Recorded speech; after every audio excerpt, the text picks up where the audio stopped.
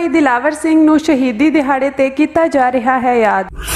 ਈਸਾਈ ਪਾਦਰੀਆਂ ਵੱਲੋਂ ਕਰਵਾਏ ਜਾ ਰਹੇ ਧਰਮ ਪਰਿਵਰਤਨ ਦਾ ਵਿਰੋਧ ਕਰਨ ਵਾਲੇ ਨਿਹੰਗ ਸਿੰਘਾਂ ਖਿਲਾਫ ਕੇਸ। ਰੂਸ ਚੀਨ ਨਾਲ ਭਾਰਤ ਦੇ ਸਾਂਝੇ ਫੌਜੀ ਅਭਿਆਸ ਤੋਂ ਦੁਖੀ ਅਮਰੀਕਾ।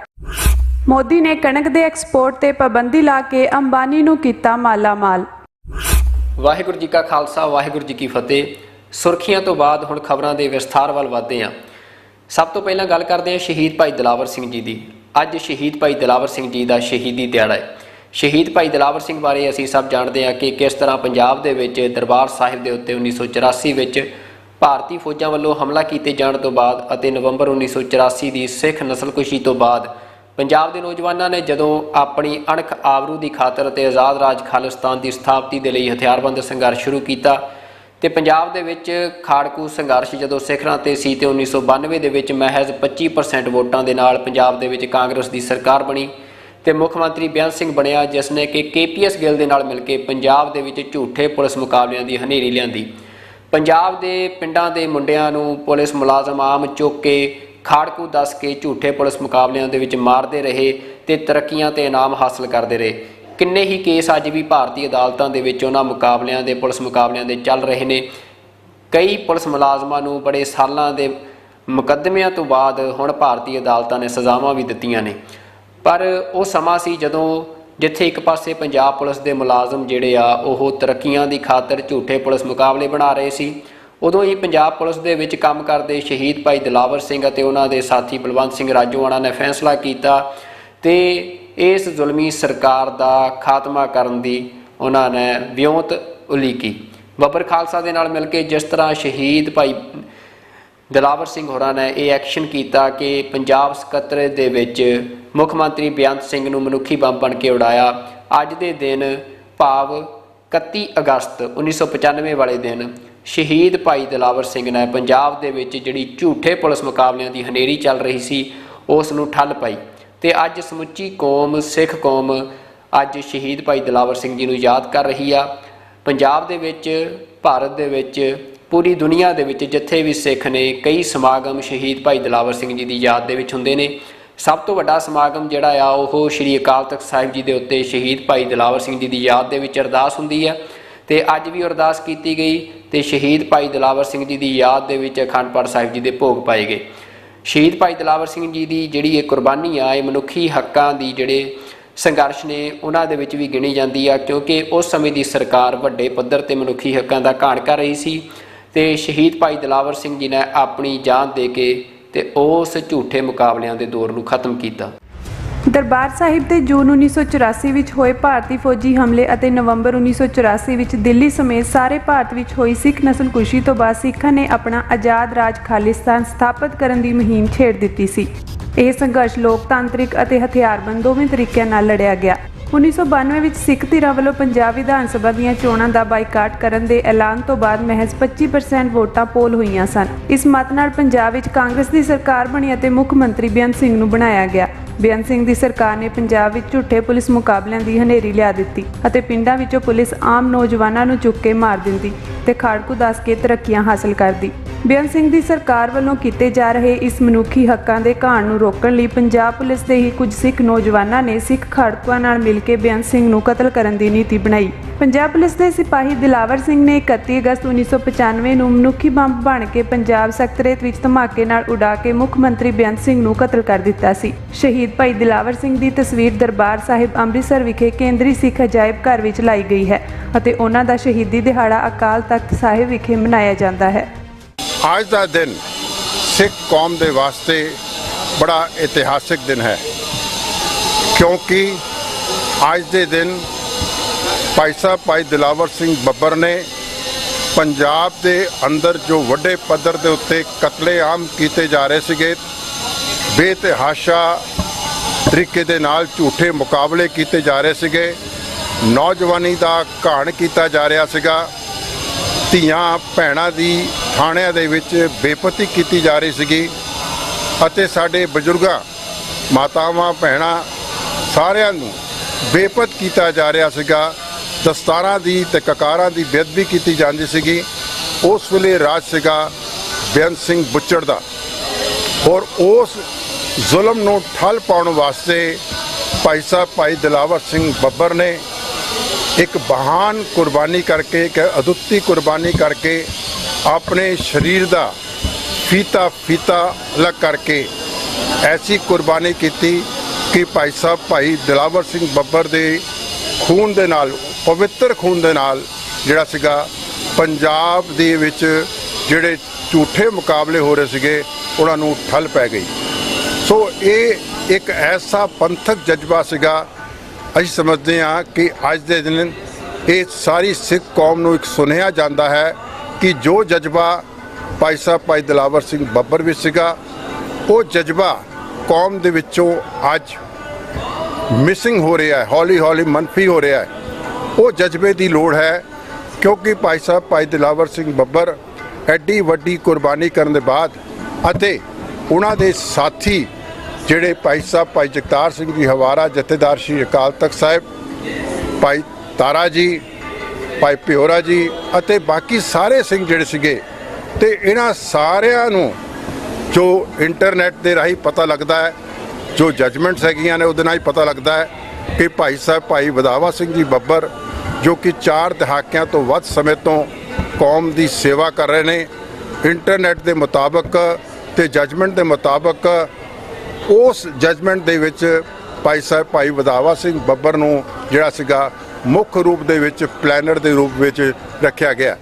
ਸੋ ਅਸੀਂ ਸਾਰੇ ਜਿਹੜੇ ਇਹ ਸਮਝਦੇ ਹਾਂ ਕਿ ਜ਼ੁਲਮ ਨੂੰ ਖਤਮ ਕਰਨਾ ਜਿਹੜਾ ਹੈ ਉਹ ਬਹੁਤ ਜ਼ਰੂਰੀ ਸੀਗਾ ਤੇ ਗੁਰੂ ਤੇਗ ਬਹਾਦਰ ਸਾਹਿਬ ਦਾ ਹੁਕਮ ਕਿ ਭੈ ਕਾਹੂ ਕੋ ਦੇਤਨਾ ਨੈ ਭੈ ਮਾਨਤ ਆਨ ਤੇ ਚਲਦਿਆਂ ਹੋਇਆਂ ਇਹ ਸਮੁੱਚੀ ਟੀਮ ਨੇ, ਭਾਈ ਸਾਹਿਬ ਭਾਈ ਦਿਲਾਵਰ ਸਿੰਘ ਬੱਬਰ ਦੀ ਸਮੁੱਚੀ ਟੀਮ ਨੇ ਜੋ ਹੈ ਜੋ ਕੌਮ ਦੀ ਸੇਵਾ ਕੀਤੀ ਹੈ।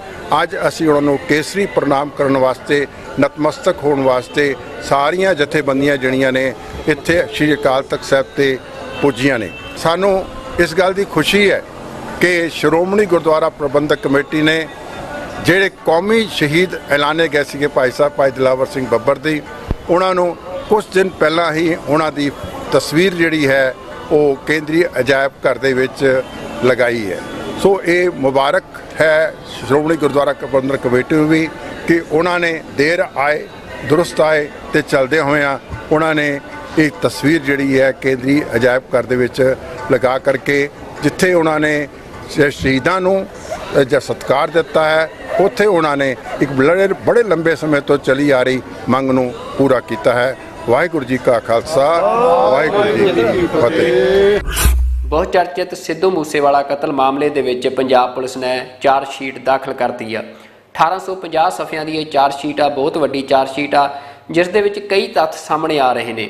ਪੁਲਿਸ ਨੇ ਇਸ ਸਾਰੇ ਹੀ ਕਤਲ ਮਾਮਲੇ ਦੇ ਵਿੱਚ ਜਿਹੜਾ ਮੇਨ ਕੌਂਸਪੀਰੇਟਰ ਆ, ਮੁੱਖ ਸਾਜ਼ਿਸ਼ ਕਰਤਾ ਆ, ਉਹ ਗੋਲਡੀ ਬਰਾੜ ਨੂੰ ਬਣਾਇਆ ਆ ਤੇ ਹੋਰ ਵੀ 24 ਦੇ ਕਰੀਬ ਜਿਹੜੇ ਅਕਿਊਜ਼ ਨੇ ਉਹਨਾਂ ਨੂੰ ਬਾਈ ਨੇਮ ਇਹਦੇ ਵਿੱਚ ਅਕਿਊਜ਼ਡ ਬਣਾਇਆ ਗਿਆ ਆ ਇਸ ਚਾਰਜ ਸ਼ੀਟ ਦੇ ਵਿੱਚ, ਜਿਨ੍ਹਾਂ ਦੇ ਵਿੱਚ ਲਾਰੈਂਸ ਬਿਸ਼ਨੋਈ ਦਾ ਨਾਮ ਵੀ ਸ਼ਾਮਲ ਆ ਤੇ ਉਹ ਸਾਰਾ ਹੀ ਜੱਗੂ ਭਗਵਾਨਪੁਰੀ ਆ, ਇਹ ਵੀ ਨਾਮ ਵੱਡੇ ਗੈਂਗਸਟਰ ਦਾ ਸ਼ਾਮਲ ਆ ਤੇ ਹੋਰ ਵੀ ਕਈ ਜਿਹੜੇ ਨਾਮ ਨੇ ਇਹਦੇ ਵਿੱਚ ਸ਼ਾਮਲ ਨੇ। ਤੇ 1850 ਪੇਜਾਂ ਦੀ ਇਸ ਚਾਰਜ ਸ਼ੀਟ ਦੇ ਵਿੱਚ ਇੱਕ ਬੜਾ ਅਹਿਮ ਤੱਥ ਸਾਹਮਣੇ ਆ ਰਿਹਾ ਹੈ।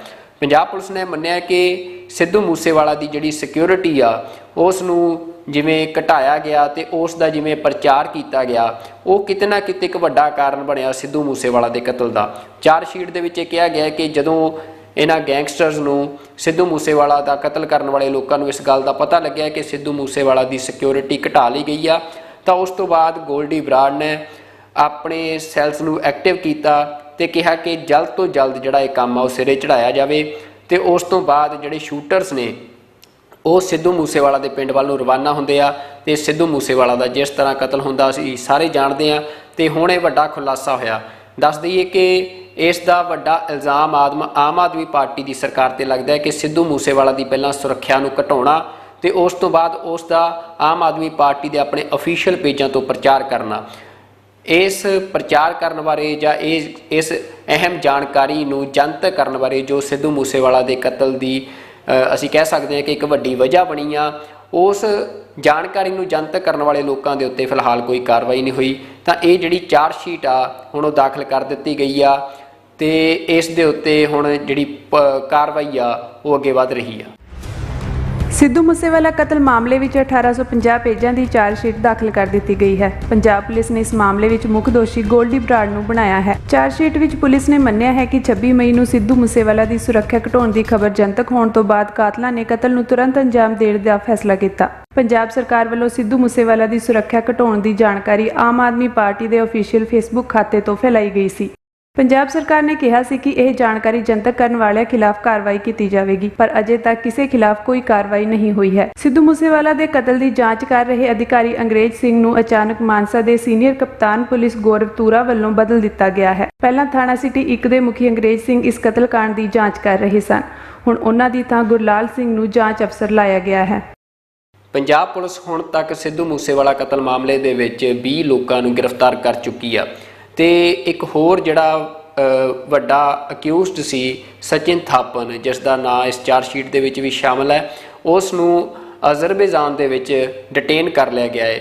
ਪੰਜਾਬ ਪੁਲਿਸ ਨੇ ਪਹਿਲਾਂ ਇਹ ਦਾਅਵਾ ਕੀਤਾ ਸੀ ਕਿ ਸਚਿਨ ਥਾਪਨ ਅਜ਼ਰਬੈਜਾਨ ਆ, ਜਦਕਿ ਲੋਰੈਂਸ ਬਿਸ਼ਨੋਈ ਦਾ ਭਰਾ ਜਿਹੜਾ ਆ ਉਹ ਕੀਨੀਆ ਦੇ ਵਿੱਚ ਦੱਸਿਆ ਜਾ ਰਿਹਾ ਹੈ ਤੇ ਸਚਿਨ ਥਾਪਨ ਨੂੰ ਅਜ਼ਰਬੈਜਾਨ ਦੇ ਵਿੱਚ ਡਿਟੇਨ ਕਰ ਲਿਆ ਗਿਆ ਸੀ ਤੇ ਹੁਣ ਉਸ ਨੂੰ ਪੰਜਾਬ ਲਿਆਉਣ ਦੇ ਲਈ, ਭਾਰਤ ਲਿਆਉਣ ਦੇ ਲਈ ਭਾਰਤ ਸਰਕਾਰ ਤੇ ਪੰਜਾਬ ਸਰਕਾਰ ਜਿਹੜੀ ਆ, ਪੰਜਾਬ ਪੁਲਿਸ ਚਾਰਾਜੋਈ ਕਰ ਰਹੇ ਨੇ ਤੇ ਡੀਜੀਪੀ ਨੇ ਵੀ ਇਸ ਬਾਰੇ ਪੁਸ਼ਟੀ ਕੀਤੀ ਆ ਸਚਿਨ ਥਾਪਨ ਦੀ ਗ੍ਰਿਫਤਾਰੀ ਬਾਰੇ। ਪੰਜਾਬ ਪੁਲਿਸ ਨੇ ਸਿੱਧੂ ਮੂਸੇਵਾਲਾ ਮਰਡਰ ਕੇਸ ਦੀ ਇੱਕ ਸਾਇੰਟਿਫਿਕ ਤੇ ਸਿਸਟਮੈਟਿਕ ਇਨਵੈਸਟੀਗੇਸ਼ਨ ਕਰਕੇ ਪੂਰੀ ਕਨਸਪੀਰੇਸੀ ਨੂੰ ਅਨਰੈਵਲ ਕੀਤਾ ਹੈਗਾ ਤੇ ਇਸ ਦੇ ਵਿੱਚ ਇੱਕ ਸਚਿਨ ਥਾਪਨ ਏਲੀਅਸ ਬਿਸ਼ਨੋਈ ਫਿਗਰ ਹੋਇਆ ਸੀ, ਜਿਹੜਾ ਅਬਰੋਡ ਬੈਠ ਕੇ ਹੀ was in touch with Goldy Brar and the people on the ground. So ਇਸ ਦੀ ਅਸੀਂ ਇੱਕ ਇੰਟੈਲੀਜੈਂਸ ਬੇਸਡ ਆਪਰੇਸ਼ਨ ਕਰਕੇ ਅਸੀਂ ਪਤਾ ਕੀਤਾ ਕਿ ਇਹ ਦੁਬਈ ਚਲਾ ਗਿਆ ਸੀਗਾ fake papers. Government of India ਦੇ ਸਪੋਰਟ ਨਾਲ, ਕੋਆਪਰੇਸ਼ਨ ਨਾਲ ਅਸੀਂ ਇਸ ਨੂੰ ਟ੍ਰੇਸ ਕੀਤਾ ਫਰੋਮ ਦੁਬਈ ਟੂ ਅਜ਼ਰਬੈਜਾਨ ਤੇ ਸੈਂਟਰਲ ਏਜੰਸੀਜ਼ ਦਾ, ਗਵਰਨਮੈਂਟ ਆਫ ਇੰਡੀਆ ਦਾ ਸਾਨੂੰ ਸਪੋਰਟ ਮਿਲਿਆ ਤੇ ਉੱਥੇ ਲੀਗਲ ਪ੍ਰੋਸੈਸ ਚੱਲ ਰਿਹਾ ਹੈ। ਵੀ ਆਰ ਵੈਰੀ ਹੋਪਫੁਲ ਕਿ ਇਹ ਮੁਲਜ਼ਮ ਜਿਹੜਾ ਹੈਗਾ ਵੈਰੀ ਸੂਨ ਹੀ will be brought to India to face justice. ਤੇ ਪੰਜਾਬ ਦੇ ਚੀਫ ਮਿਨਿਸਟਰ ਸਾਹਿਬ ਦੇ ਸਖਤ ਹਦਾਇਤਾਂ ਹੈਗੀਆਂ ਕਿ ਗੈਂਗਸਟਰਸ ਨੂੰ, ਗੈਂਗਸਟਰ ਰਿਲੇਟਡ ਕ੍ਰਾਈਮਸ ਦੇ ਉੱਪਰ ਪੂਰਾ ਕ੍ਰੈਕਡਾਊਨ ਕੀਤਾ ਜਾਵੇ ਤੇ we are committed to deliver justice in the Sidhu Moosewala case.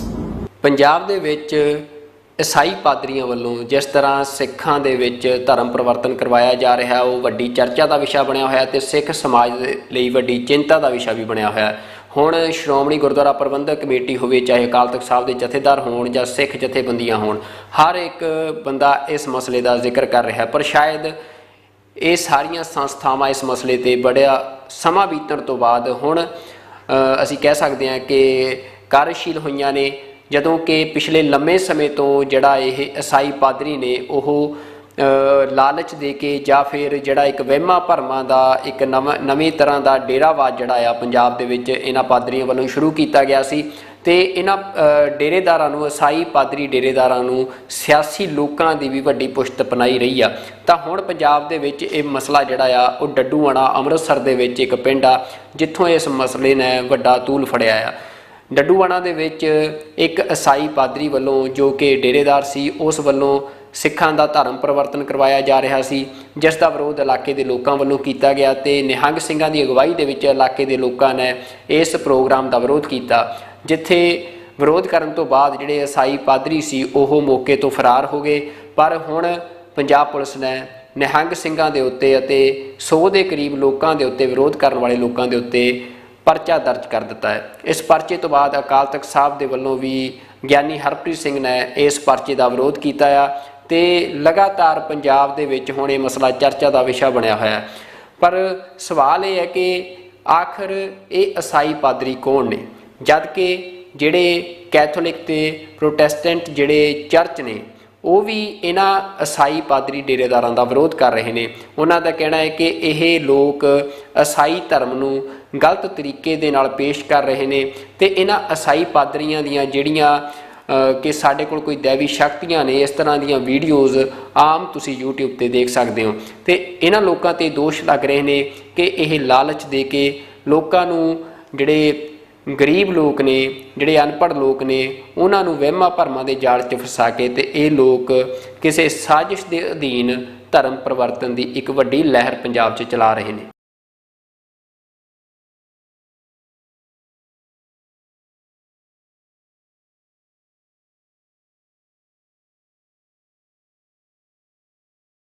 Punjab ਵਿੱਚ ਪਿਛਲੇ ਕੁਝ ਸਾਲਾਂ ਅੰਦਰ ਨਵੇਂ ਤਰੀਕੇ ਦੇ ਈਸਾਈ ਡੇਰੇਦਾਰ ਪ੍ਰਫੁੱਲਤ ਹੋ ਰਹੇ ਹਨ, ਜੋ ਲੋਕਾਂ ਨੂੰ ਲਾਲਚ ਦੇ ਕੇ ਅਤੇ ਵਹਿਮਾਂ ਭਰਮਾਂ ਵਿੱਚ ਫਸਾ ਕੇ ਉਹਨਾਂ ਦੀ ਧਰਮ ਤਬਦੀਲੀ ਕਰਵਾ ਰਹੇ ਹਨ। ਸਿੱਖ ਸਮਾਜ ਅੰਦਰ ਹੁਣ ਇਹਨਾਂ ਈਸਾਈ ਪਾਦਰੀਆਂ ਖਿਲਾਫ ਰੋਹ ਤਿੱਖਾ ਹੋਣ ਲੱਗਿਆ ਹੈ। ਇਹ ਈਸਾਈ ਪਾਦਰੀ ਉਹਨਾਂ ਕੋਲ ਦੇਵੀ ਤਾਕਤਾਂ ਹੋਣ ਦਾ ਪ੍ਰਚਾਰ ਕਰਦੇ ਹਨ ਅਤੇ ਮਰੇ ਲੋਕਾਂ ਨੂੰ ਜਿਉਂਦੇ ਕਰਨ ਤੋਂ ਲੈ ਕੇ ਕੈਂਸਰ ਵਰਗੀਆਂ ਬਿਮਾਰੀਆਂ ਨੂੰ ਬਿਨਾਂ ਇਲਾਜ ਤੋਂ ਪਲਾਂ ਵਿੱਚ ਠੀਕ ਕਰਨ ਦਾ ਦਾਅਵਾ ਕਰਦੇ ਹਨ। ਅੰਮ੍ਰਿਤਸਰ ਜ਼ਿਲ੍ਹੇ ਦੇ ਡਡੂਆਣਾ ਪਿੰਡ ਵਿੱਚ ਇਲਾਕੇ ਦੇ ਲੋਕਾਂ ਵੱਲੋਂ ਨਿਹੰਗ ਸਿੰਘਾਂ ਨੂੰ ਨਾਲ ਲੈ ਕੇ ਇਸ ਪਾਖੰਡ ਦਾ ਵਿਰੋਧ ਕੀਤਾ, ਜਿਸ ਤੋਂ ਬਾਅਦ ਨਿਹੰਗ ਜਥੇਦਾਰ ਮੇਜਰ ਸਿੰਘ ਸਮੇਤ ਸੈਂਕੜੇ ਲੋਕਾਂ ਖਿਲਾਫ ਪ੍ਰਸ਼ਾਸਨ ਵੱਲੋਂ ਪਰਚਾ ਦਰਜ ਕਰ ਦਿੱਤਾ ਗਿਆ। ਇਨ੍ਹਾਂ ਈਸਾਈ ਪਾਦਰੀਆਂ ਨਾਲ ਪਿਛਲੇ ਕੁਝ ਸਾਲਾਂ ਵਿੱਚ ਵੱਡੀ ਗਿਣਤੀ ਲੋਕ ਜੁੜੇ ਹਨ, ਜਿਸ ਕਰਕੇ ਪੰਜਾਬ ਦੇ ਕਈ ਵੱਡੇ ਸਿਆਸੀ ਆਗੂ ਇਹਨਾਂ ਦੀ ਪੁਸ਼ਤਪਨਾਹੀ ਕਰਦੇ ਹਨ। ਚੋਣਾਂ ਦੌਰਾਨ ਕਈ ਆਗੂ ਇਹਨਾਂ ਦੀਆਂ ਡੇਰੇ ਰੂਪੀ ਚਰਚਾ ਵਿੱਚ ਨਜ਼ਰ ਆਏ, ਜਿਨ੍ਹਾਂ ਵਿੱਚ ਸੁਖਜਿੰਦਰ ਰੰਧਾਵਾ, ਰਾਣਾ ਗੁਰਜੀਤ ਸਿੰਘ, ਨਵਜੋਤ ਸਿੱਧੂ, ਪ੍ਰਗਟ ਸਿੰਘ ਸ਼ਾਮਿਲ ਹਨ। ਅਹਿਮ ਗੱਲ ਇਹ ਹੈ ਕਿ ਈਸਾਈ ਧਰਮ ਦੀਆਂ ਮੁੱਢਲੀਆਂ ਧਾਰਮਿਕ ਸੰਸਥਾਵਾਂ ਕੈਥੋਲਿਕ ਚਰਚ ਅਤੇ ਪ੍ਰੋਟੈਸਟੈਂਟ ਚਰਚ ਇਹਨਾਂ ਨਵੇਂ ਉੱਠੇ ਈਸਾਈ ਪਾਦਰੀਆਂ ਦਾ ਵਿਰੋਧ ਕਰਦੀਆਂ ਹਨ ਅਤੇ ਇਹਨਾਂ ਨੂੰ ਪਖੰਡ ਨਾਲ ਚੱਲਦੇ ਵਪਾਰਕ ਅਦਾਰੇ ਦੱਸਦੀਆਂ ਹਨ, ਜੋ ਲੋਕਾਂ ਦੀ ਲੁੱਟ ਕਰ ਰਹੇ ਹਨ।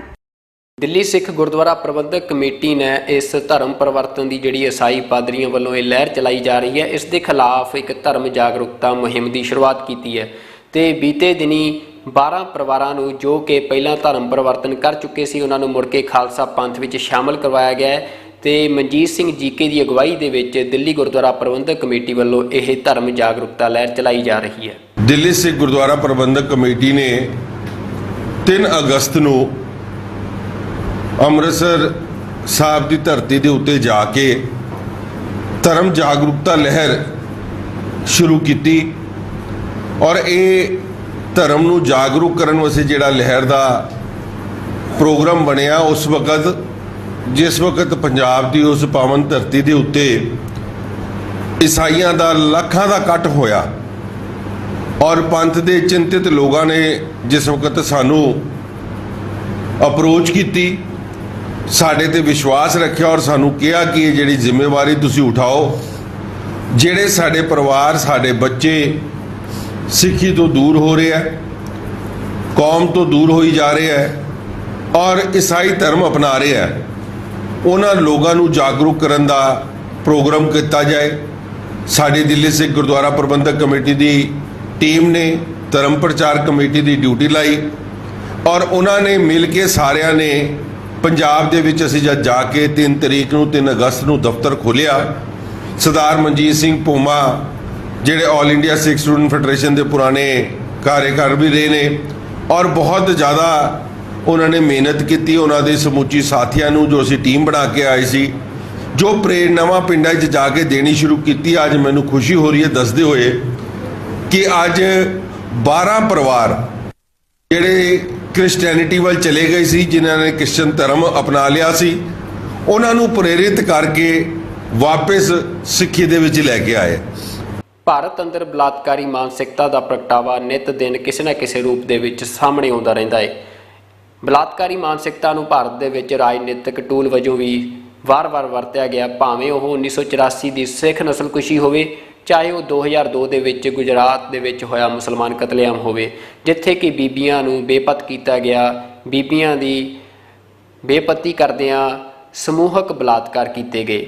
ਇਹ ਇੱਕ ਟੂਲ ਘੱਟ ਗਿਣਤੀ ਕੌਮਾਂ ਨੂੰ ਜ਼ਲੀਲ ਕਰਨ ਲਈ, ਉਹਨਾਂ ਦੀ ਮਾਨਸਿਕਤਾ ਦੇ ਉੱਤੇ ਵੱਡੀ ਸੱਟ ਮਾਰਨ ਲਈ ਲਗਾਤਾਰ ਵਰਤਿਆ ਜਾਂਦਾ ਰਿਹਾ ਹੈ। ਪਰ ਭਾਰਤ ਦੇ ਵਿੱਚ ਹੁਣ NCRB national crime records bureau ਦਾ ਜਿਹੜਾ ਡਾਟਾ ਆ, ਭਾਰਤ ਦਾ ਆਪਣਾ ਡਾਟਾ ਆ, ਉਹ ਵੀ ਹੁਣ ਇਸ ਗੱਲ ਦੀ ਪੁਸ਼ਟੀ ਇੱਕ ਵਾਰ ਫੇਰ ਕਰ ਰਿਹਾ ਹੈ ਕਿ ਭਾਰਤ ਦੀ ਰਾਜਧਾਨੀ, ਜਿੱਥੋਂ ਕਿ ਰਾਜਧਾਨੀ ਉਹ ਥਾਂ ਹੁੰਦੀ ਆ ਜਿੱਥੋਂ ਕਿ ਕਿਸੇ ਵੀ ਮੁਲਕ ਦੇ ਸੱਭਿਆਚਾਰ ਦਾ ਪਰਛਾਵਾਂ ਪੈਂਦਾ ਹੈ, ਤੇ ਭਾਰਤ ਦੀ ਰਾਜਧਾਨੀ ਨੂੰ ਅੱਜ ਸਾਰੀ ਦੁਨੀਆ ਰੇਪ ਕੈਪੀਟਲ ਵਜੋਂ ਜਾਣ ਰਹੀ ਆ। NCRB ਦਾ ਡਾਟਾ ਸਾਹਮਣੇ ਆਇਆ ਹੈ, ਜਿਸ ਦੇ ਵਿੱਚ ਇਹ ਗੱਲ ਜਨਤਕ ਹੋਈ ਆ ਕਿ ਭਾਰਤ ਦੀ ਰਾਜਧਾਨੀ ਦਿੱਲੀ ਦੇ ਵਿੱਚ ਹਰ ਰੋਜ਼ 2 ਬੱਚੀਆਂ ਦੇ ਨਾਲ ਰੇਪ ਜਿਹੜਾ ਆ ਉਹ ਹੁੰਦਾ ਆ। ਇਹ ਐਵਰੇਜ ਡਾਟਾ ਆ। ਤਾਂ ਇਸ ਗੱਲ ਤੋਂ ਅੰਦਾਜ਼ਾ ਲਾਇਆ ਜਾ ਸਕਦਾ ਹੈ ਕਿ ਇਹ ਮਾਨਸਿਕਤਾ ਕਿੰਨੀ ਡੂੰਘੀ ਇੱਥੇ ਲੋਕਾਂ ਦੇ ਵਿੱਚ ਉਤਰ ਚੁੱਕੀ ਆ। ਇਹ ਡਾਟਾ NCRB ਦਾ ਆ, ਕਿਸੇ ਇੰਟਰਨੈਸ਼ਨਲ ਆਰਗੇਨਾਈਜੇਸ਼ਨ ਜਾਂ ਬੋਡੀ ਦਾ ਨਹੀਂ, ਇੰਡੀਆ ਦੀ ਆਪਣੀ ਨੈਸ਼ਨਲ ਬੋਡੀ ਦਾ ਇਹ ਡਾਟਾ ਆ। ਤੇ ਜੇ ਇਸ ਬਾਰੇ ਗੱਲ ਕਰਨੀ ਹੋਵੇ ਤਾਂ ਔਰਤਾਂ ਦੇ ਖਿਲਾਫ ਜਿਹੜੀ ਹਿੰਸਾ ਆ ਉਹ ਵੀ ਭਾਰਤ ਦੇ ਵਿੱਚ ਲਗਾਤਾਰ ਵੱਧ ਰਹੀ ਆ। ਖਾਸ ਕਰਕੇ ਭਾਰਤ ਦੀ ਰਾਜਧਾਨੀ ਦਿੱਲੀ ਦੇ ਵਿੱਚ ਜਿਹੜੀ ਔਰਤਾਂ ਦੇ ਖਿਲਾਫ ਹਿੰਸਾ ਆ ਉਹ ਵੱਖ-ਵੱਖ ਰੂਪਾਂ ਦੇ ਵਿੱਚ ਉਹ ਲਗਾਤਾਰ ਵੱਧ ਰਹੀ ਆ। ਤੇ ਇਹ ਬੜਾ ਹੀ ਇੱਕ ਕਹਿ ਸਕਦੇ ਹਾਂ ਕਿ ਧੱਬਾ ਆ ਭਾਰਤ ਦੇ ਉੱਤੇ ਕਿ ਉਸ ਦੀ ਕੈਪੀਟਲ ਨੂੰ ਅੱਜ ਦੁਨੀਆ ਰੇਪ ਕੈਪੀਟਲ ਕਰਕੇ ਜਾਣਦੀ ਹੈ। ਭਾਰਤ ਦੀ ਰਾਜਧਾਨੀ ਦਿੱਲੀ ਨੂੰ ਦੁਨੀਆ ਰੇਪ ਕੈਪੀਟਲ ਕਰਕੇ ਜਾਣਦੀ ਹੈ। ਇਸ ਗੱਲ ਉੱਤੇ ਇੱਕ ਵਾਰ ਫੇਰ ਭਾਰਤ ਦੇ ਨੈਸ਼ਨਲ ਕ੍ਰਾਈਮ ਰਿਕਾਰਡ ਬਿਊਰੋ ਨੇ ਮੁਹਰ ਲਗਾ ਦਿੱਤੀ ਹੈ। NCRB ਵੱਲੋਂ ਸਾਲ 2021 ਲਈ ਜਾਰੀ ਕੀਤੇ ਕ੍ਰਾਈਮ ਦੇ ਅੰਕੜਿਆਂ ਵਿੱਚ ਭਾਰਤ ਦੀ ਰਾਜਧਾਨੀ ਦਿੱਲੀ ਔਰਤਾਂ ਲਈ ਸਭ ਤੋਂ ਅਸੁਰੱਖਿਅਤ ਮੰਨੀ ਗਈ ਹੈ। ਅੰਕੜੇ ਦੱਸਦੇ ਹਨ ਕਿ ਦਿੱਲੀ ਵਿੱਚ ਹਰ ਰੋਜ਼ ਔਸਤਨ 2 ਨਾਬਾਲਗ ਬੱਚੀਆਂ ਨਾਲ ਬਲਾਤਕਾਰ ਹੁੰਦਾ ਹੈ। ਦਰਜ ਮਾਮਲਿਆਂ ਮੁਤਾਬਕ ਦਿੱਲੀ ਅੰਦਰ ਇੱਕ ਸਾਲ ਵਿੱਚ 833 ਬੱਚੀਆਂ ਨਾਲ ਬਲਾਤਕਾਰ ਹੋਇਆ ਹੈ। NCRB ਦਾ ਡਾਟਾ ਪੰਜਾਬ ਬਾਰੇ ਵੀ ਕੁਝ ਕਹਿ ਰਿਹਾ ਹੈ। NCRB ਦੇ ਡਾਟੇ ਦੇ ਵਿੱਚ ਇਹ ਸਪਸ਼ਟ ਹੋਇਆ ਕਿ ਪੰਜਾਬ ਦੇ ਵਿੱਚ ਜਿਹੜਾ ਕ੍ਰਾਈਮ ਰੇਟ ਆ ਉਹ ਪਿਛਲੇ ਸਾਲ ਦੇ ਮੁਕਾਬਲੇ 11% ਘਟਿਆ ਆ। ਪਰ ਪੰਜਾਬ ਦੇ ਵਿੱਚ ਜਿਹੜਾ NDPS ਐਕਟ ਆ, ਭਾਵ ਨਸ਼ੀਲੇ ਪਦਾਰਥਾਂ ਨਾਲ ਸੰਬੰਧਿਤ ਜਿਹੜਾ ਕ੍ਰਾਈਮ ਆ, ਉਸ ਦੇ ਵਿੱਚ ਪੰਜਾਬ ਅੱਜ ਵੀ ਟੌਪ ਕਰ ਰਿਹਾ ਹੈ, ਸਿਖਰ ਤੇ ਆ। ਤਾਂ ਪੰਜਾਬ ਦੇ ਵਿੱਚ ਜਿਹੜੀ ਨਸ਼ੇ ਦੀ ਸਮੱਸਿਆ ਆ ਉਹ ਬੜੀ ਗੰਭੀਰ ਬਣੀ ਹੋਈ ਆ। ਹਾਲਾਂਕਿ ਪੰਜਾਬ ਦੇ ਵਿੱਚ ਕਈ ਸਰਕਾਰਾਂ ਨਸ਼ੇ ਨੂੰ ਖਤਮ ਕਰਨ ਦਾ ਦਾਅਵਾ ਕਰਕੇ ਬਣ ਚੁੱਕੀਆਂ ਨੇ ਤੇ ਮੌਜੂਦਾ ਸਮੇਂ ਵੀ ਜਿਹੜੀ ਪੰਜਾਬ ਦੀ ਸਰਕਾਰ ਆ ਉਹ ਵੀ ਇੱਕ ਨਸ਼ੇ ਨੂੰ ਖਤਮ ਕਰਨ ਦਾ ਵੱਡਾ ਦਾਅਵਾ ਕਰਕੇ ਸੱਤਾ ਦੇ ਵਿੱਚ ਆਈ ਆ। ਪਰ ਪੰਜਾਬ ਦੇ ਵਿੱਚ ਜਿਹੜਾ ਨਸ਼ਾ ਆ ਉਹ ਰੁਕਣ ਦਾ ਨਾਂ ਨਹੀਂ ਲੈ ਰਿਹਾ।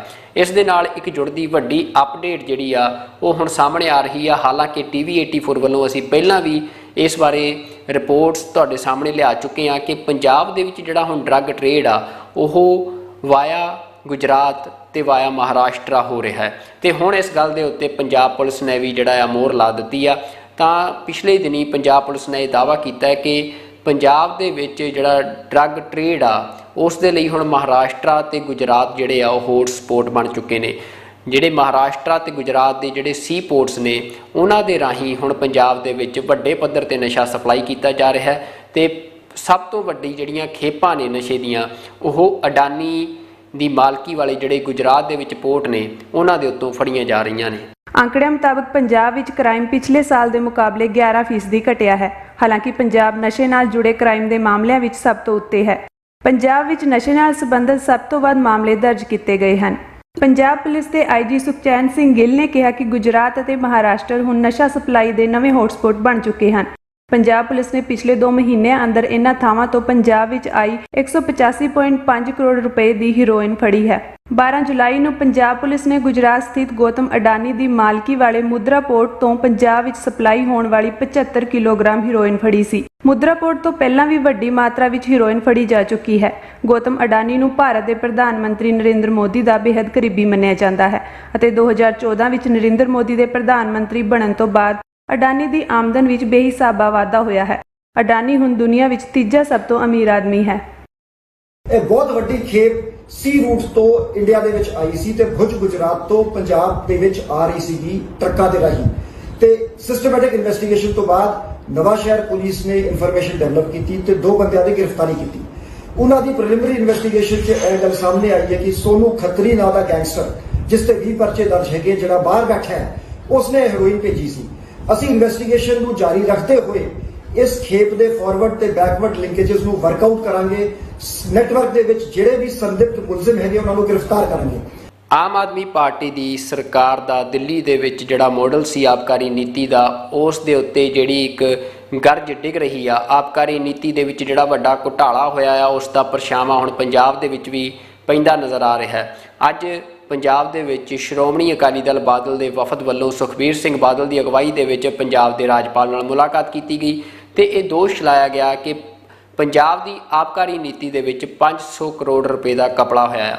ਉਹਨਾਂ ਦਾ ਕਹਿਣਾ ਕਿ ਦਿੱਲੀ ਮਾਡਲ ਜਿਹੜਾ ਕਿ ਦਿੱਲੀ ਦਾ ਲੀਕਰ ਸਕੈਮ ਦਿੱਲੀ ਦੀ ਆਬਕਾਰੀ ਨੀਤੀ ਦੇ ਵਿੱਚ ਵੱਡਾ ਘੁਟਾਲਾ ਹੋਇਆ ਜਿਸ ਦੇ ਵਿੱਚ ਮਨੀਸ਼ ਸਿਸੋਦੀਆ ਜਿਹੜੇ ਉਪ ਮੁੱਖ ਮੰਤਰੀ ਨੇ ਦਿੱਲੀ ਦੇ ਉਹਨਾਂ ਦੇ ਖਿਲਾਫ ਕੇਸ ਵੀ ਦਰਜ ਕੀਤੇ ਗਏ ਨੇ ਤੇ CBI ਉਹਨਾਂ ਦੇ ਟਿਕਾਣਿਆਂ ਦੇ ਉੱਤੇ ਲਗਾਤਾਰ ਛਾਪੇ ਮਾਰ ਰਹੀ ਆ। ਸੁਖਬੀਰ ਸਿੰਘ ਬਾਦਲ ਦਾ ਕਹਿਣਾ ਕਿ ਉਸੇ ਤਰਜ਼ ਦੇ ਉੱਤੇ ਪੰਜਾਬ ਦੀ ਆਬਕਾਰੀ ਨੀਤੀ ਦੇ ਵਿੱਚ ਵੀ ਆਮ ਆਦਮੀ ਪਾਰਟੀ ਨੇ ਵੱਡਾ ਘਪਲਾ ਕੀਤਾ ਤੇ ਇਸ ਘਪਲੇ ਦੀ ED ਜਾਂ CBI ਤੋਂ ਜਾਂਚ ਕਰਵਾਉਣ ਦੀ ਰਾਜਪਾਲ ਤੋਂ ਮੰਗ ਕੀਤੀ ਗਈ ਆ। ਦਿੱਲੀ ਅੰਦਰ ਸ਼ਰਾਬ ਘੁਟਾਲੇ ਵਿੱਚ ਘਿਰੀ ਹੋਈ ਆਮ ਆਦਮੀ ਪਾਰਟੀ ਨੂੰ ਹੁਣ ਪੰਜਾਬ ਅੰਦਰ ਸ਼੍ਰੋਮਣੀ ਅਕਾਲੀ ਦਲ ਸ਼ਰਾਬ ਘੁਟਾਲੇ ਵਿੱਚ ਘੇਰਨ ਦੀ ਕੋਸ਼ਿਸ਼ ਕਰ ਰਿਹਾ ਹੈ। ਦਿੱਲੀ ਦੀ ਆਪ ਸਰਕਾਰ ਤੇ ਦੋਸ਼ ਹੈ ਕਿ ਨਵੀਂ ਆਬਕਾਰੀ ਨੀਤੀ ਵਿੱਚ ਸਰਕਾਰ ਨੇ ਤਬਦੀਲੀ ਕਰਕੇ ਸਾਰਾ ਕਾਰੋਬਾਰ ਕੁਝ ਕੰਪਨੀਆਂ ਹਵਾਲੇ ਕਰ ਦਿੱਤਾ ਤੇ ਵਿੱਚੋਂ ਮਨੀਸ਼ ਸਿਸੋਦੀਆ ਨੇ ਵੱਡੀ ਰਿਸ਼ਵਤ ਹਾਸਲ ਕੀਤੀ।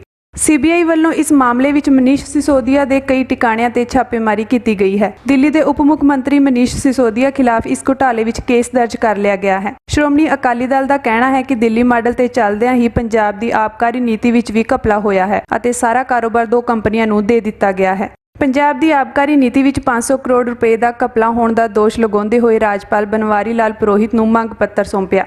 ਦਲ ਨੇ ਇਸ ਮਾਮਲੇ ਦੀ ਸੀਬੀਆਈ ਤੇ ਈਡੀ ਤੋਂ ਜਾਂਚ ਕਰਾਉਣ ਦੀ ਮੰਗ ਕੀਤੀ। ਜਿਨ੍ਹਾਂ ਨੇ ਦਿੱਲੀ ਪਾਲਿਸੀ ਬਣਾਈ ਹੈ 100% ਉਹੀ ਆਦਮੀ ਹੈ ਜਿਨ੍ਹਾਂ ਨੇ ਪੰਜਾਬ ਦੀ ਪਾਲਿਸੀ ਬਣਾਈ ਹੈ। ਜੇ ਸਵਾਲ 2 ਵੱਡੇ ਆਉਂਦੇ ਆ 3 ਕੇਸ ਵਿੱਚ, ਇੱਕ ਪੰਜਾਬ ਦੇ ਅਫਸਰ financial commissioner taxation, excise commissioner taxation ਤੇ ਪੰਜਾਬ ਦੇ ਬਾਕੀ ਅਫਸਰ ਦਿੱਲੀ ਕੀ ਕਰਨਗੇ ਡਿਪਟੀ ਸੀਐਮ ਦੇ ਘਰੇ। 2 ਵਾਰ ਐਕਸਾਈਜ਼ ਪਾਲਿਸੀ ਦੀ ਮੀਟਿੰਗ ਕਿਉਂ ਹੋਈ? ਦੂਜੀ ਗੱਲ, ਜਿਹੜੇ ਪੂਰੇ ਪੰਜਾਬ ਵਿੱਚ ਨਹੀਂ ਤਾਂ 100 L1 ਹੁੰਦਾ ਹੈ, ਲੋਕਾਂ ਕੋਲੇ ਆਪਸ਼ਨ ਹੁੰਦੀ ਹੈ ਕਿਤੋਂ ਮਰਜ਼ੀ ਲੈ ਕੇ L1 ਤੋਂ ਸ਼ਰਾਬ ਲੈ ਸਕਣ। ਇੱਥੇ ਮੋਨੋਪੋਲੀ ਕੱਲੇ ਇੱਕ ਬੰਦੇ ਇੱਕ ਮੈਨੂਫੈਕਚਰ ਨੂੰ ਦਿੱਤੀ, ਮੋਨੋਪੋਲੀ ਪੂਰੇ ਪੰਜਾਬ ਦੀ ਇੱਕ ਬੰਦੇ ਕੋਲੇ। ਕਿਉਂ? ਤੀਜੀ ਗੱਲ, ਪ੍ਰੋਫਿਟ ਵਧਾਇਆ। ਆ ਇੱਕ ਬਹੁਤ ਵੱਡਾ 500 ਕਰੋੜ ਦਾ ਘਪਲਾ ਹੈ। ਅਸੀਂ ਗਵਰਨਰ ਸਾਹਿਬ ਨੂੰ ਬੇਨਤੀ ਕੀਤੀ ਕਿ ਜਿਵੇਂ ਲੈਫਟੀਨੈਂਟ ਗਵਰਨਰ ਦਿੱਲੀ ਨੇ ਇਨਕੁਆਇਰੀ ਕਰਕੇ ਕੇਸ ਰਜਿਸਟਰ ਹੋਇਆ, ਸਿਸੋਦੀਆ ਸਾਹਿਬ ਕਿਸੇ ਵੀ ਟਾਈਮ ਫੜ ਸਕਦੇ ਆ, ਇਹਦੀ ਇਨਕੁਆਇਰੀ ਪੰਜਾਬ ਦੀ ਵੀ ਇਮੀਡੀਏਟਲੀ ਸੀਬੀਆਈ ਤੇ ਈਡੀ ਨੂੰ ਕੀਤੀ ਜਾਏ। ਭਾਰਤ ਦੀਆਂ ਜੇਲ੍ਹਾਂ ਦੇ ਵਿੱਚ ਵੱਡੀ ਗਿਣਤੀ 'ਚ ਸਿੱਖ ਪੋਲੀਟੀਕਲ ਪ੍ਰਿਜ਼ਨਰਸ ਲੰਬੇ ਸਮੇਂ ਤੋਂ ਬੰਦ ਨੇ, ਜਿਨ੍ਹਾਂ ਦੀ ਰਿਹਾਈ ਦੇ ਲਈ ਸਿੱਖ ਲਗਾਤਾਰ ਆਵਾਜ਼ ਚੁੱਕ ਰਹੇ ਨੇ। ਲਗਾਤਾਰ ਸਿੱਖ ਮੰਗ ਕਰ ਰਹੇ ਨੇ ਕਿ ਸਿੱਖਾਂ ਨੇ ਇੱਕ ਪੋਲੀਟੀਕਲ ਸਟਰਗਲ ਭਾਰਤ ਦੇ ਵਿੱਚ ਲੜੀ, ਜਿਸ ਦੇ ਵਿੱਚ ਲੜਦਿਆਂ ਅਨੇਕਾਂ ਸਿੱਖ ਭਾਰਤੀ ਜੇਲ੍ਹਾਂ ਦੇ ਵਿੱਚ ਨਜ਼ਰਬੰਦ ਕੀਤੇ ਗਏ, ਜੋ ਕਿ ਭਾਰਤੀ ਕਾਨੂੰਨ ਦੇ ਮੁਤਾਬਕ ਆਪਣੀਆਂ ਸਜ਼ਾਵਾਂ ਪੂਰੀਆਂ ਕਰ ਚੁੱਕੇ ਨੇ, ਪਰ ਫਿਰ ਵੀ ਉਹਨਾਂ ਬੰਦੀ ਸਿੰਘਾਂ ਨੂੰ ਰਿਹਾ ਨਹੀਂ ਕੀਤਾ ਜਾ ਰਿਹਾ। ਤੇ ਜਿਹੜੀਆਂ ਬੇਲ ਦੇ ਰਾਈਟਸ ਹੁੰਦੇ ਆ ਜਾਂ ਪੈਰੋਲ ਦੇ ਰਾਈਟਸ ਹੁੰਦੇ ਆ, ਉਹ ਵੀ ਉਹਨਾਂ ਨੂੰ ਨਹੀਂ ਦਿੱਤੇ ਜਾ ਰਹੇ।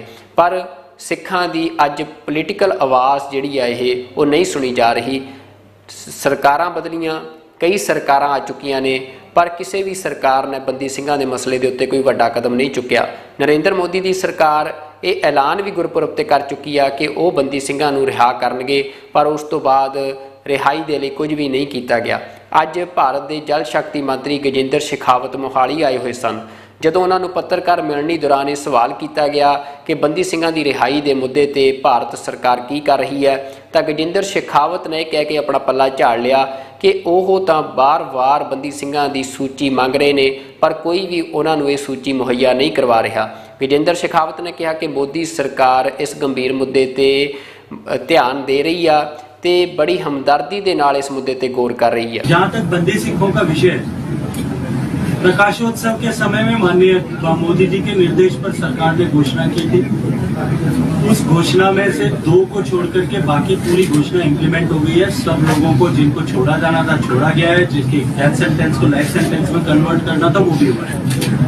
एक केस दिल्ली में पेंडिंग है, केजरीवाल साहब बेहतर जवाब दे सकते हैं उसका। दूसरा कर्नाटका के न्यायालय में पेंडिंग। इसके अतिरिक्त जो बंदी सिखों का विषय बार बार लाया जाता है, चुनाव के समय से लेकर के आज तक मैंने जिन लोगों ने भी ये विषय मेरे संज्ञान में लाया, मैंने उनसे आग्रह किया कि आप मुझे एक सूची दीजिएगा। मैं हाथ जोड़ करके आपको भी प्रार्थना करता हूँ कि एक सूची मुझे दिलवाइएगा जो आज तक नहीं दी। रूस यूक्रेन जंग ने भारत के लिए कूटनीतिक मुश्किलां वधाईਆਂ ਹੋਈਆਂ ਨੇ। ਭਾਰਤ ਦੇ ਲਈ ਬੜਾ ਔਖਾ ਹੋਇਆ ਪਿਆ ਕਿ ਰੂਸ ਅਤੇ ਅਮਰੀਕਾ ਦਰਮਿਆਨ ਚੱਲ ਰਹੀ ਇਸ ਖਿੱਚੋਤਾਣ ਦੇ ਵਿੱਚੋਂ ਕਿਹੜਾ ਪੱਖ ਲਵੇ। ਪਰ ਭਾਰਤ ਕੋਸ਼ਿਸ਼ ਕਰ ਰਿਹਾ ਹੈ ਕਿ ਉਹ ਵਿਚਕਾਰਲਾ ਰਸਤਾ ਲੈ ਕੇ ਇਸ ਸਾਰੇ ਹੀ ਸਮੇਂ ਦੇ ਵਿੱਚੋਂ ਨਿਕਲ ਜਾਵੇ, ਪਰ ਸ਼ਾਇਦ ਇਸ ਵਿੱਚੋਂ ਨਿਕਲਣਾ ਭਾਰਤ ਲਈ ਔਖਾ ਹੁੰਦਾ ਜਾ ਰਿਹਾ ਹੈ। ਰੂਸ ਅਤੇ ਚੀਨ ਦੀਆਂ ਫੌਜਾਂ ਦੇ ਨਾਲ ਭਾਰਤ ਦੀ ਫੌਜ 1 ਤੋਂ 7 ਸਤੰਬਰ ਤੱਕ ਹੁਣ ਰੂਸ ਦੇ ਵਿੱਚ ਹੋਣ ਵਾਲੇ ਇੱਕ ਫੌਜੀ ਅਭਿਆਸ ਦੇ ਵਿੱਚ ਸ਼ਾਮਲ ਹੋ ਰਹੀ ਹੈ, ਜਿਸ ਦੇ ਉੱਤੇ ਅਮਰੀਕਾ ਨੇ ਨਾਰਾਜ਼ਗੀ ਪ੍ਰਗਟ ਕੀਤੀ ਹੈ। ਅਮਰੀਕਾ ਦਾ ਕਹਿਣਾ ਹੈ ਕਿ ਉਹ ਇਸ ਗੱਲ ਦੇ ਉੱਤੇ ਨਿਗਾਹ ਰੱਖ ਰਹੇ ਨੇ ਕਿ ਜਦੋਂ ਰੂਸ यूक्रेन के खिलाफ एक वैशी जंग लड़ रहा है तो किहड़े देश किहड़े मुल्क जिहड़े आ वो रूस के नाल भाईवाल होकर चल रहे हैं या रूस के नाल मिल के चल रहे हैं। तो अजिहे समय जदों रूस और यूक्रेन की एक वड्डी जंग लगी हुई आ तो उस समय भारतीय फौजां का रूस और चीन दी फौजां दे नाल इस तरह जंगी अभ्यास करना अमरीका नूं हजम नहीं हो रहा। तो भारत के लिए यह ਇੱਕ ਨਵੀਆਂ ਮੁਸ਼ਕਲਾਂ ਦਾ ਦੌਰ ਸ਼ੁਰੂ ਕਰ ਸਕਦਾ ਹੈ। ਵੋਸਟੋਕ 2022 ਫੌਜੀ ਅਭਿਆਸ ਬਾਰੇ ਟਿੱਪਣੀ ਕਰਦਿਆਂ ਵਾਈਟ ਹਾਊਸ ਦੇ ਪ੍ਰੈਸ ਸਕੱਤਰ ਨੇ ਕਿਹਾ ਕਿ ਜਦੋਂ ਰੂਸ ਨੇ ਯੂਕਰੇਨ ਦੇ ਖਿਲਾਫ ਵਹਿਸ਼ੀ ਜੰਗ ਛੇੜੀ ਹੋਈ ਹੈ ਤਾਂ ਉਸ ਸਮੇਂ ਜਿਹੜੇ ਦੇਸ਼ ਰੂਸ ਨਾਲ ਫੌਜੀ ਅਭਿਆਸ ਕਰ ਰਹੇ ਹਨ ਉਹਨਾਂ ਬਾਰੇ ਅਮਰੀਕਾ ਗੰਭੀਰ ਹੈ, ਪਰ ਇਹ ਫੈਸਲਾ ਹਰ ਮੁਲਕ ਦਾ ਆਪਣਾ ਨਿੱਜੀ ਹੈ। ਭਾਰਤ ਦੀ ਇਸ ਅਭਿਆਸ ਵਿੱਚ ਸ਼ਮੂਲੀਅਤ ਬਾਰੇ ਪੱਤਰਕਾਰਾਂ ਦੇ ਵਾਰ-ਵਾਰ ਪੁੱਛਣ ਤੇ ਪ੍ਰੈਸ ਸਕੱਤਰ ਟਾਲਾ ਵੱਟਦੇ ਨਜ਼ਰ ਆਏ। ਰੂਸ ਯੂਕਰੇਨ ਜੰਗ ਵਿੱਚ ਭਾਰਤ ਲਈ ਸਥਿਤੀ ਕਸੂਤੀ ਬਣੀ ਹੋਈ ਹੈ। ਭਾਰਤ ਤੇ ਅਮਰੀਕਾ ਦਾ ਵੱਡਾ ਦਬਾਅ ਹੈ ਕਿ ਉਹ ਰੂਸੀ ਖੇਮੇ ਨਾਲੋਂ ਆਪਣਾ ਨਾਤਾ ਤੋੜੇ, ਪਰ ਭਾਰਤ ਦੀ ਸੁਰੱਖਿਆ ਦਾ ਬਹੁਤਾਤ ਸਾਜੋ ਸਮਾਨ ਰੂਸੀ ਹੈ, ਜਿਸ ਦੀ ਵਰਤੋਂ ਲਈ ਉਹ ਰੂਸ ਦੇ ਖਿਲਾਫ ਨਹੀਂ ਚੱਲ ਸਕਦਾ। ਪਿਛਲੇ ਦਿਨੀ ਸੰਯੁਕਤ ਰਾਸ਼ਟਰ ਸੁਰੱਖਿਆ ਕੌਂਸਲ ਵਿੱਚ ਭਾਰਤ ਨੇ ਪਹਿਲੀ ਵਾਰ ਰੂਸ ਖਿਲਾਫ ਵੋਟ ਪਾਈ ਸੀ। ਜੇ ਰੂਸ ਯੂਕਰੇਨ ਜੰਗ ਲੰਬੀ ਚੱਲਦੀ ਹੈ ਅਤੇ ਹੋਰ ਮੁਲਕਾਂ ਵੱਲ ਫੈਲਦੀ ਹੈ ਤਾਂ ਭਾਰਤ ਲਈ ਹਾਲਾਤ ਸੁਖਾਵੇਂ ਨਾ ਰਹਿਣ ਦੀ ਉਮੀਦ ਕੀਤੀ ਜਾ ਰਹੀ ਹੈ। 2014 ਦੇ ਵਿੱਚ ਨਰਿੰਦਰ ਮੋਦੀ ਦੀ ਸਰਕਾਰ ਭਾਰਤ ਦੇ ਵਿੱਚ ਇੱਕ ਨਾਅਰਾ ਲੈ ਕੇ ਆਈ ਸੀ, ਸਬਕਾ ਸਾਥ ਸਬਕਾ ਵਿਕਾਸ। ਪਰ ਸ਼ਾਇਦ ਵਿਕਾਸ ਸਿਰਫ ਦੋ ਪਰਿਵਾਰਾਂ ਦਾ ਹੋ ਰਿਹਾ ਹੈ, ਇੱਕ ਪਰਿਵਾਰ ਅੰਬਾਨੀ ਤੇ ਇੱਕ ਪਰਿਵਾਰ ਅਡਾਨੀ, ਜਿਨ੍ਹਾਂ ਦਾ ਪਿਛੋਕੜ ਗੁਜਰਾਤ ਨਾਲ ਜੁੜਦਾ ਹੈ, ਜਿੱਥੋਂ ਪ੍ਰਧਾਨ ਮੰਤਰੀ ਨਰਿੰਦਰ ਮੋਦੀ ਆਏ ਨੇ, ਜਿੱਥੋਂ ਉਹਨਾਂ ਨੇ ਆਪਣੇ ਸਿਆਸੀ ਸਫ਼ਰ ਦੀ ਸ਼ੁਰੂਆਤ ਕੀਤੀ ਹੈ। ਤਾਂ ਇੱਕ ਹੋਰ ਖਬਰ ਸਾਹਮਣੇ ਆ ਰਹੀ ਹੈ ਜੋ ਅੰਬਾਨੀ ਪਰਿਵਾਰ ਦੇ ਨਾਲ ਜੁੜਦੀ ਆ ਕਿ ਮੁਕੇਸ਼ ਅੰਬਾਨੀ ਜੋ ਰਿਲਾਇੰਸ ਇੰਡਸਟਰੀਜ਼ ਦੇ ਮਾਲਕ ਨੇ, ਅਲ ਜਜ਼ੀਰਾ ਨੇ ਇਹ ਖੁਲਾਸਾ ਕੀਤਾ ਹੈ ਕਿ ਭਾਰਤ ਸਰਕਾਰ ਵੱਲੋਂ ਜੋ ਕਣਕ ਦੇ ਐਕਸਪੋਰਟ ਦੇ ਉੱਤੇ ਪਾਬੰਦੀ ਲਾਈ ਗਈ ਸੀ, ਉਹ ਪਾਬੰਦੀ ਅੰਬਾਨੀ ਦੀ ਰਿਲਾਇੰਸ ਇੰਡਸਟਰੀਜ਼ ਨੂੰ ਮੁਨਾਫਾ ਦਿਵਾਉਣ ਦੇ ਲਈ ਲਾਈ ਗਈ ਸੀ। ਇੱਕ ਵੱਡਾ ਖੁਲਾਸਾ ਹੈ ਜੋ ਅਲ ਜਜ਼ੀਰਾ ਨੇ ਕੀਤਾ ਹੈ, ਜਿਸ ਦੇ ਲਈ ਅਲ ਜਜ਼ੀਰਾ ਨੇ ਪੁਖਤਾ ਤੱਥ ਸਾਹਮਣੇ ਰੱਖੇ ਨੇ। ਅਲ ਜਜ਼ੀਰਾ ਦਾ ਕਹਿਣਾ ਹੈ ਕਿ ਜਦੋਂ ਇਸ ਕਣਕ ਦੇ ਐਕਸਪੋਰਟ ਦੇ ਉੱਤੇ ਪਾਬੰਦੀ ਲਾਈ ਗਈ ਤਾਂ ਉਦੋਂ ਸਰਕਾਰ ਨੇ ਇੱਕ ਸ਼ਰਤ ਰੱਖੀ ਕਿ ਉਹੀ ਫਰਮਾਂ ਇਹ ਐਕਸਪੋਰਟ ਕਰ ਸਕਦੀਆਂ ਨੇ ਕਣਕ ਜਿਨ੍ਹਾਂ ਦੇ ਕੋਲ ਕਿ ਗਰੰਟੀ ਦਾ ਇੱਕ ਦਸਤਾਵੇਜ਼ ਹੋਵੇਗਾ। ਪਰ ਉਹ ਦਸਤਾਵੇਜ਼ ਜਾਂ ਤਾਂ ਇੱਕ ਸਭ ਤੋਂ ਵੱਡੀ ਜਿਹੜੀ ਕਣਕ ਦੀ ਐਕਸਪੋਰਟ ਕਰਨ ਵਾਲੀ ਕੰਪਨੀ ITC ਸੀ ਉਸ ਕੋਲ ਸੀ, ਜਾਂ ਫਿਰ ਉਹ ਦਸਤਾਵੇਜ਼ ਇੱਕ ਦਿਨ ਪਹਿਲਾਂ ਰਿਲਾਇੰਸ ਇੰਡਸਟਰੀਜ਼ ਨੂੰ ਜਾਰੀ ਕੀਤਾ ਗਿਆ ਸੀ, ਜਿਸ ਦੇ ਚੱਲਦਿਆਂ ਰਿਲਾਇੰਸ ਇੰਡਸਟਰੀਜ਼ ਜੋ ਪਹਿਲੀ ਵਾਰ ਇਸ ਕਣਕ ਦੇ ਐਕਸਪੋਰਟ ਦੇ ਬਿਜ਼ਨਸ ਦੇ ਵਿੱਚ ਆਈ ਤੇ ਅੱਜ ਉਹ ਭਾਰਤ ਦੇ ਵਿੱਚ ਦੂਜੀ ਕਣਕ ਦਾ ਐਕਸਪੋਰਟ ਕਰਨ ਵਾਲੀ ਸਭ ਤੋਂ ਵੱਡੀ ਕੰਪਨੀ ਬਣ ਚੁੱਕੀ ਆ।